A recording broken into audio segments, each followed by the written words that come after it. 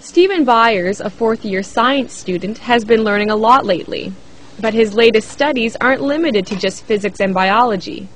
Byers is learning about Islam, a religion he's recently embraced. Like a brief illustrated guide to understanding Islam. About 5 years ago, Byers couldn't have pinpointed what belief system he followed.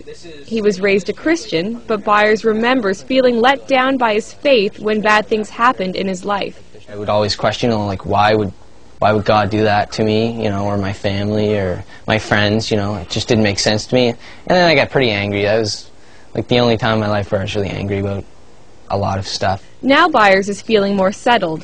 This past spring, he was encouraged by some friends to learn more about Islam. What he found was a belief system that, he says, was a perfect match for his logical mind.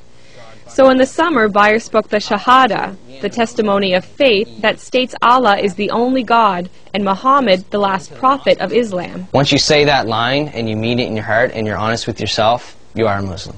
It says, say there is no God but God. Abdul Haq Hamza says one reason why people gravitate to Islam is because there's something missing in their lives they want to fill.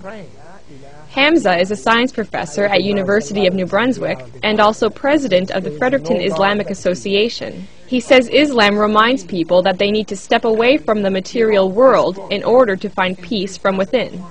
Because Islam tells you have to pray 5 times a day.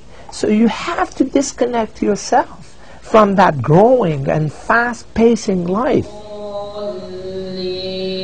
The idea of peace is integral to Islam's message, a message that is twofold. First, a Muslim is called to submit to God, and then through that submission comes peace. Hamza says the only way to achieve peace outside is to achieve peace inside, through the will of God. It's like a glowing piece of coal.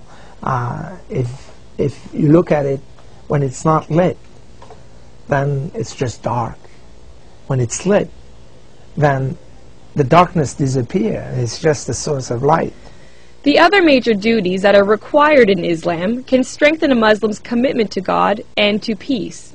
They include praying 5 times a day and reading Allah's Book of Revelations, the Quran, fasting in daylight hours during the lunar month of Ramadan, giving to charity, and, if you have the money, taking a pilgrimage to the holy city Mecca at least once in your life.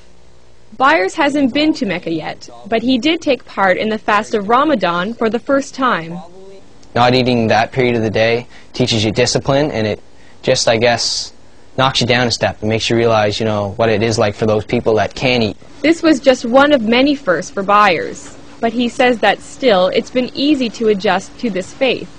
That's because he feels the fundamental values of peace, charity, and goodwill were already a part of his character. So just coming into it, I guess, would be just changing from the way I was to knowing that's how I was. Maybe it was more of a coming to understand the way I am. Islam is what is with you all the time. You were born with it. It's, in Arabic we call it fitra.